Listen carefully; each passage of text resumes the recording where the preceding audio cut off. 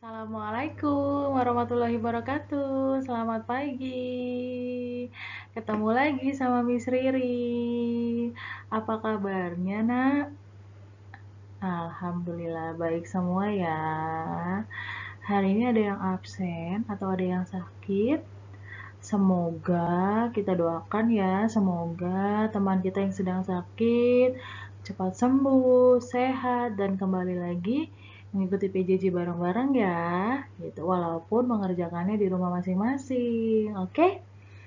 Nah, sebelum kita mulai pembelajaran, kita berdoa dulu menurut keyakinan masing-masing. Bu Guru pimpin ya doanya. Berdoa dimulai.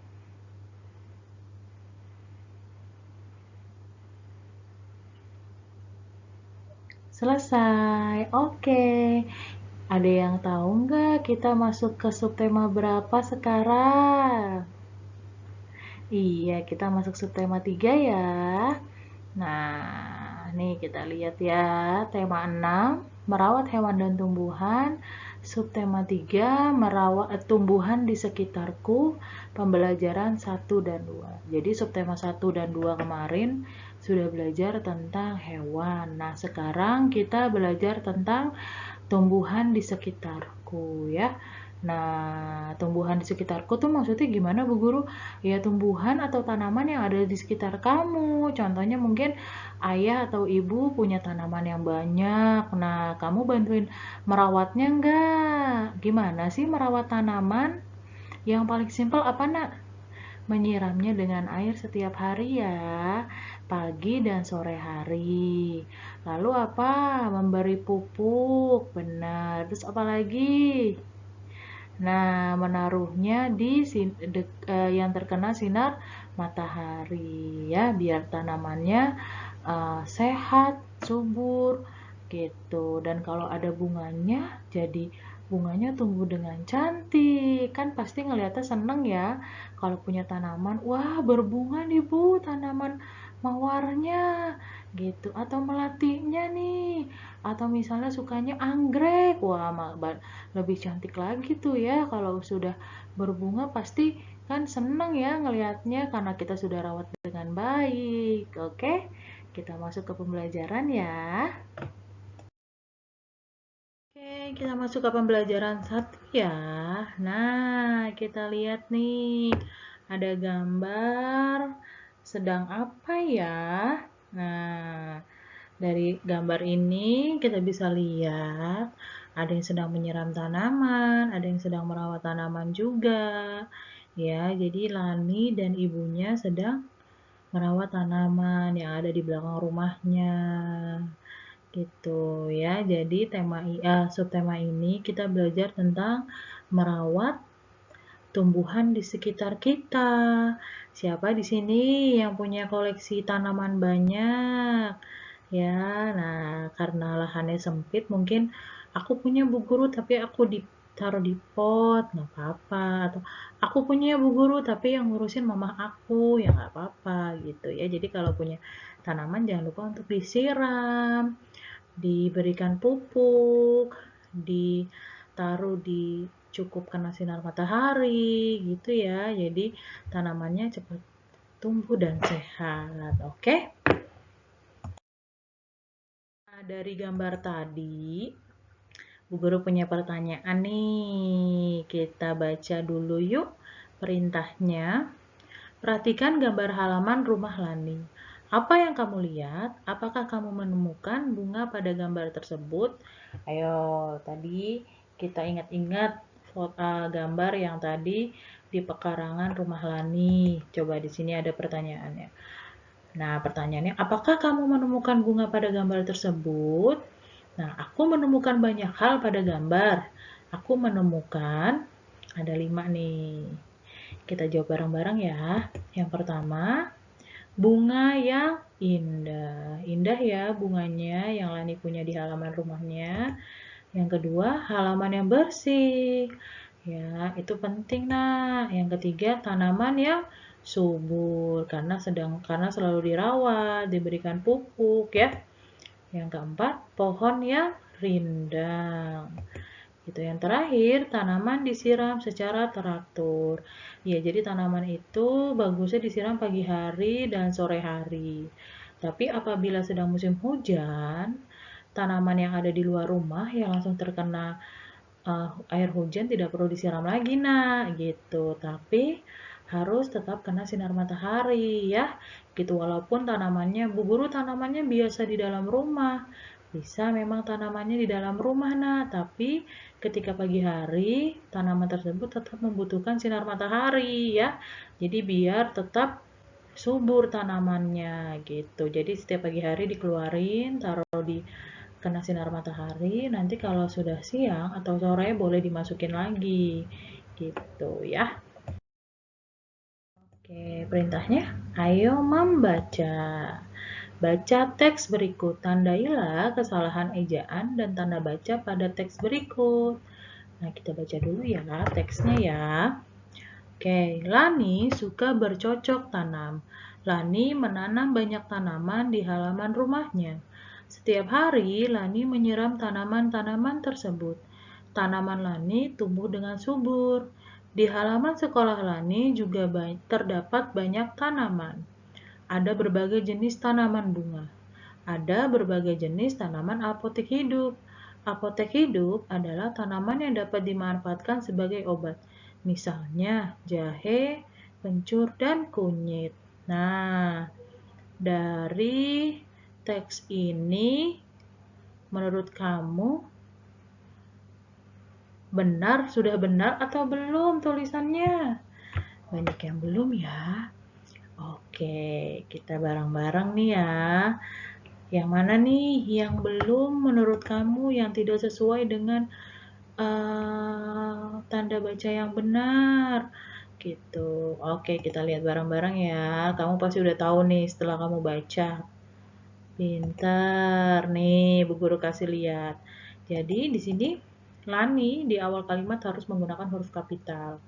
Dan di tengah pun karena ini nama orang, jadi harus menggunakan huruf kapital. Nah, di sini di depan kalimat, di awal kalimat harus menggunakan huruf kapital. Nah, di sini lagi titik yang Bu Guru kasih tanda merah ini, berarti ini sebenarnya kalimatnya belum dikasih tanda baca yang baik, nah, karena belum ada titiknya.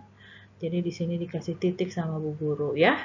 Itu titiknya yang merah nih, berarti ini tidak ada titiknya, berarti kesalahan tanda baca. Oke, jadi kamu jangan lupa dalam menulis kalimat pun harus tanda titiknya ya, gitu. Jadi kalian gak bingung kalau Bu Guru aku ngerjainnya benar loh, tapi kok nilainya nggak sempurna.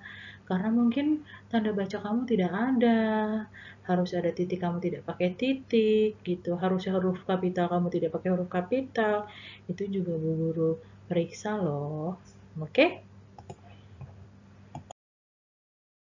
Oke, Bu Guru ada soal, tapi sebelum kita mengerjakan soal itu bareng-bareng, kita baca dulu yuk yang ada di kotak ini.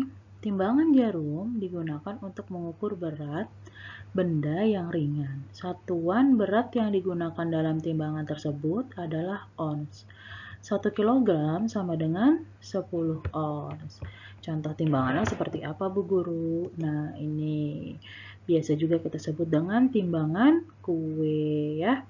Jadi kalau misalnya benda kita taruh sini, nanti jarumnya ini akan bergerak.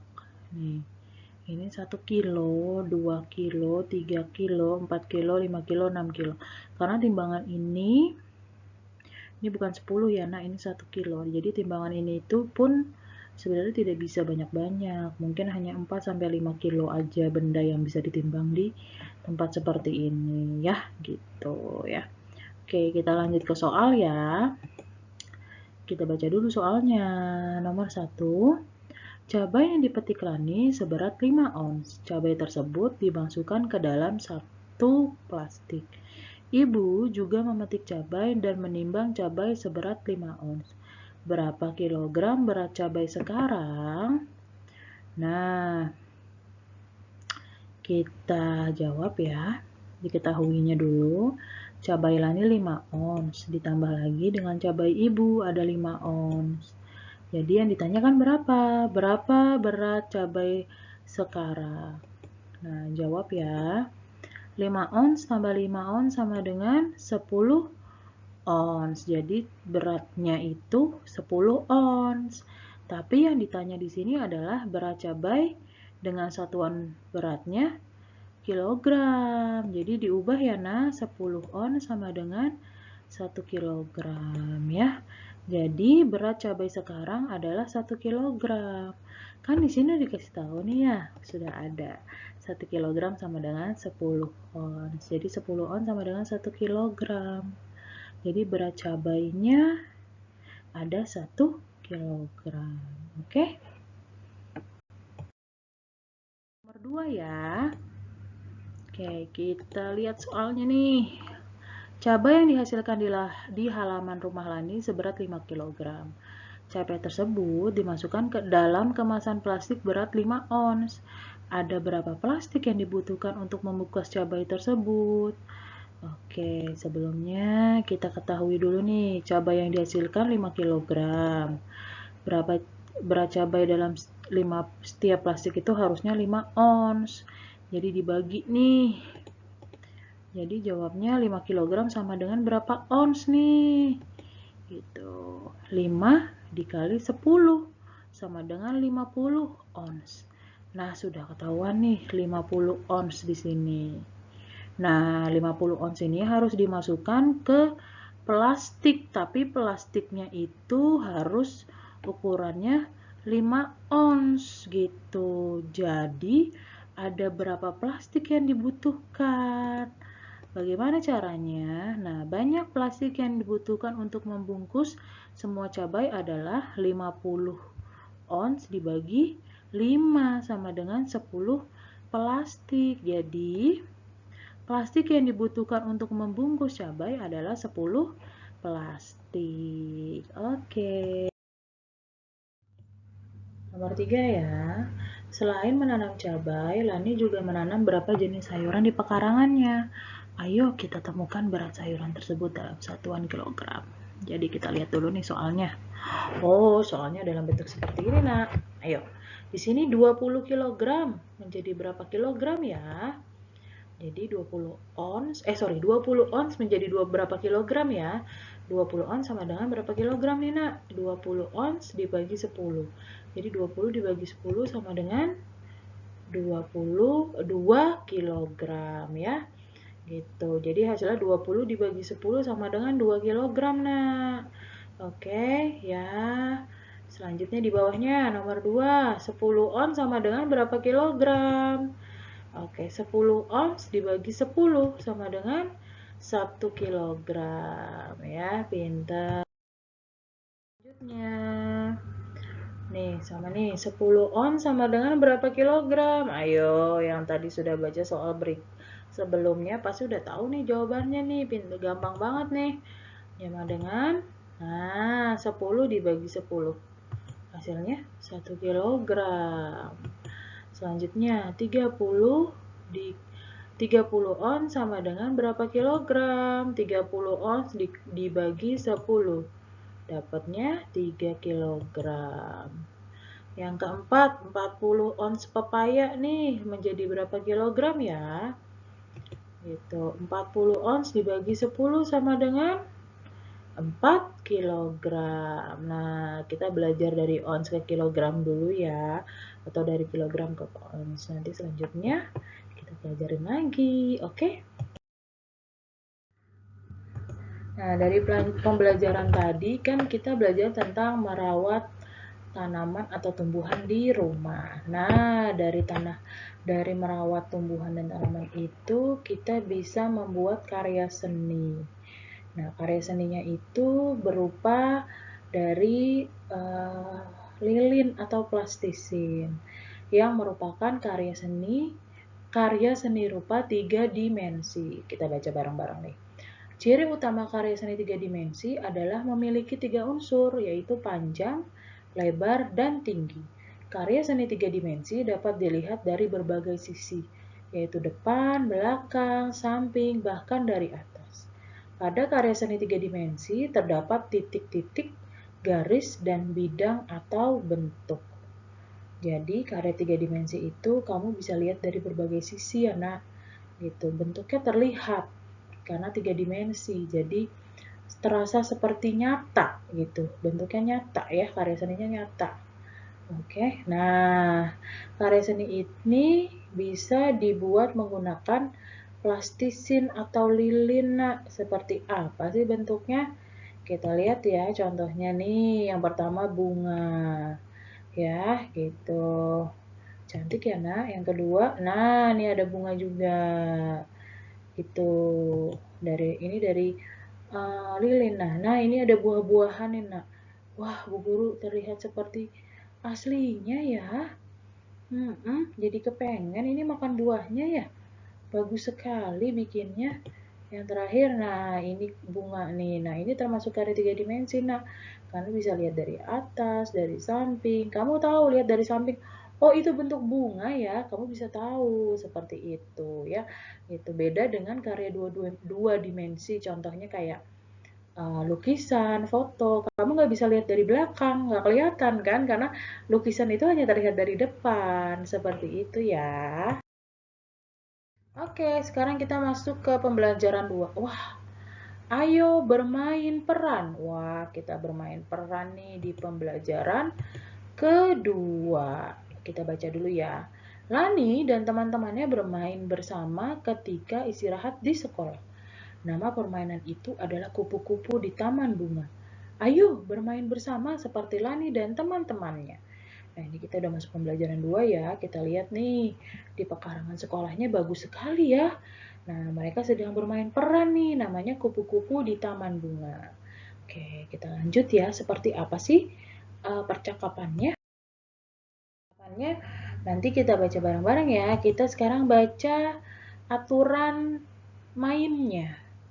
Gitu. Aturan atau peraturan dari setiap permainan. Yang pertama, kita baca bareng-bareng ya. Siswa dibagi menjadi 2 kelompok.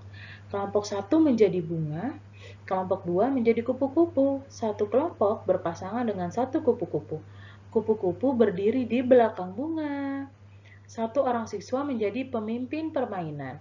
Ketika pemimpin permainan menyebutkan satu bilangan genap, kupu-kupu berlari di belakang bunga sebanyak 5 kali. Ketika pemimpin permainan menyebutkan satu bilangan ganjil, bunga berlari dan bertukar tempat dengan bunga lainnya. Nah, kamu sudah mengerti kan?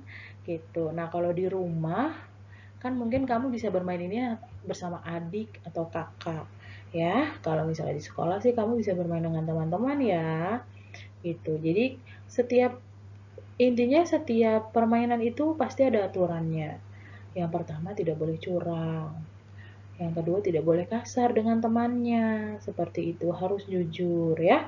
Oke, di sini juga ada aturan mainnya nih. Kalau kamu nggak mengerti aturan mainnya, pasti kamu nanti salah terus ya.